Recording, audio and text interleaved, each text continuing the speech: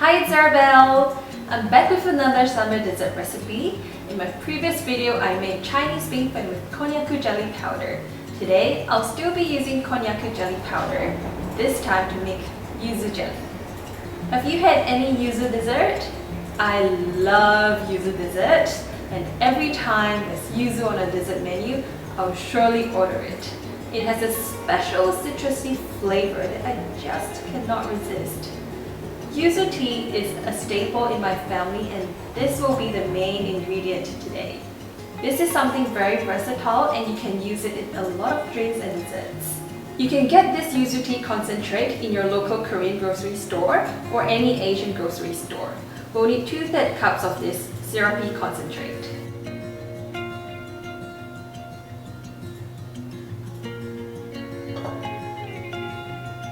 Put this in a mixing bowl, then add 500 ml of boiling water.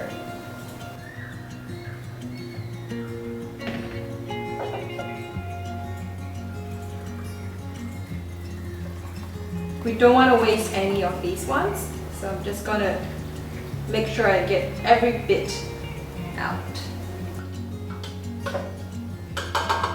Mix this really well, like so.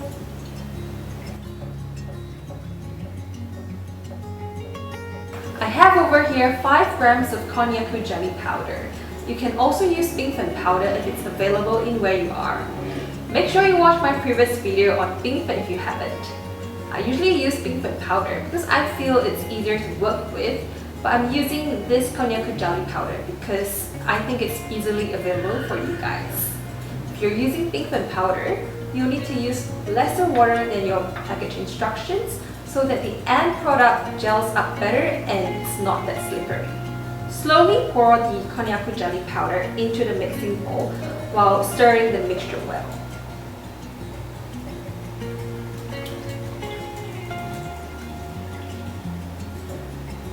Make sure you don't pour the powder all at a go because it will curdle up and make everything super messy.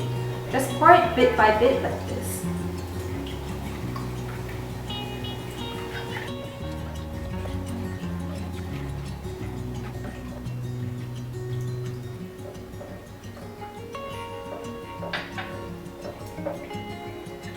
So this looks pretty good.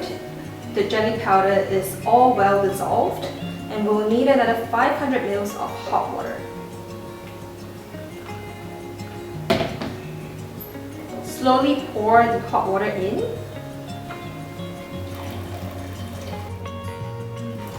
We'll just pour it in a couple of batches so that it's easier to work with.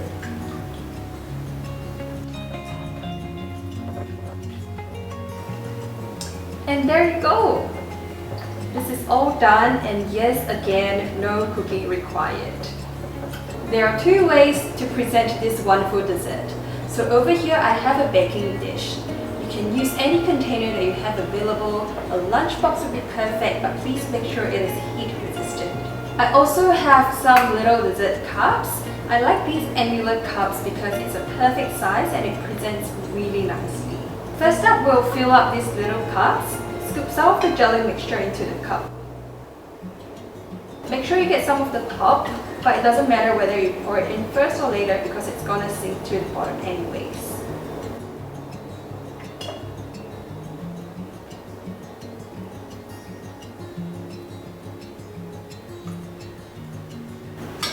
Don't fill the cups to the brim. Leave about 1 centimeter from the top because we'll be serving it with some toppings. So we're done with these cups, and we'll just pour the remaining mixture into the baking dish.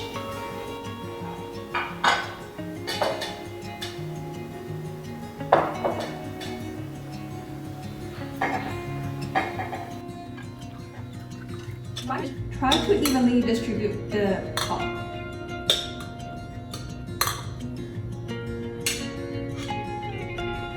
Just like so. And these are all done. We'll leave these on the counter for about 40 minutes until it's cool, and then transfer it into the fridge and let it chill for about 4 to 6 hours, or you can leave it overnight. It's now been 4 hours, so our jelly should be ready. But before taking them out of the fridge, I'll get my toppings ready. So here I have some canned pineapple and canned lychee, which I chilled in the fridge earlier. I'm gonna open them up.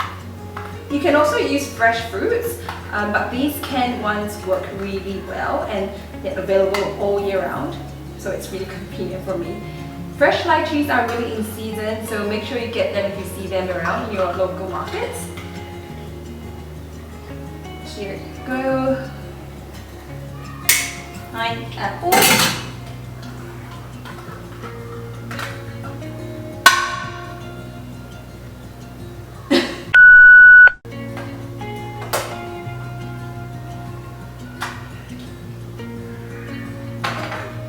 Be really careful when opening up a can.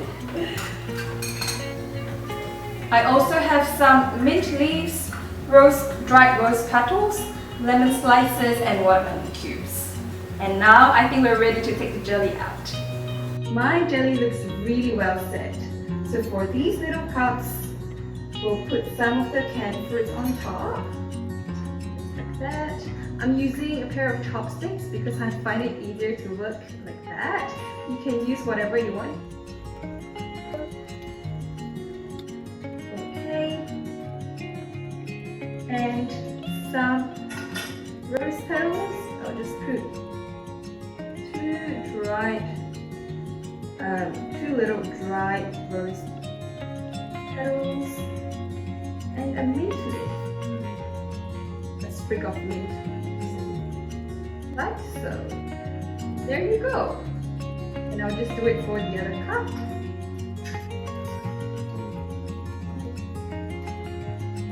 Like that. Rose petals.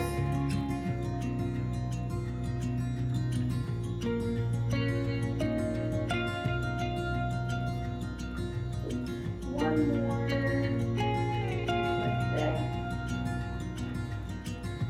And a little mint. There you go, the little cups. For this big one over here, we'll use a knife and cut it into little cubes. So just this way, horizontally a few cuts. Make sure you cut through the top as well.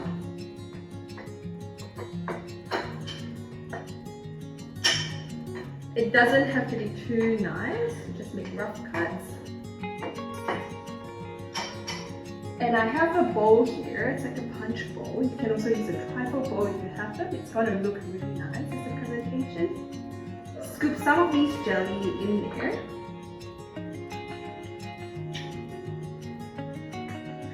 I'm just going to put about half of it. You can really put all of it, it's really up to you.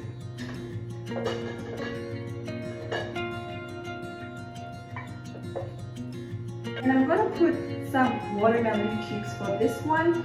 I'm not going to use the rose petals because the flavor might infuse into the mixture later. So I'm compensating the missing red color with watermelon cubes. Right in there. Some mint leaves for extra color. Lemon slices just for decoration, so I'm just going to use about 3 slices. And the entire remaining can of the lychees.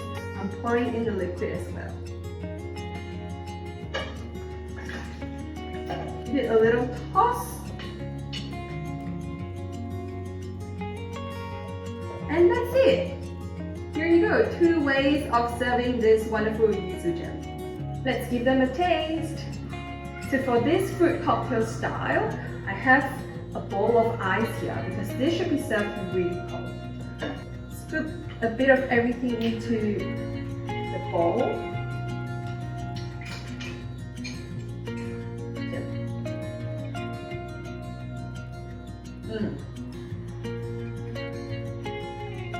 I love yuzu, so this is biased, but this is exactly how summer should taste like. You need to give this a go and I'm so sure you'll love it. So that's all for today's recipe. Catch this last bit of summer and make some yuzu jelly for your loved ones. Thanks for watching and I'll see you in my next video. Bye!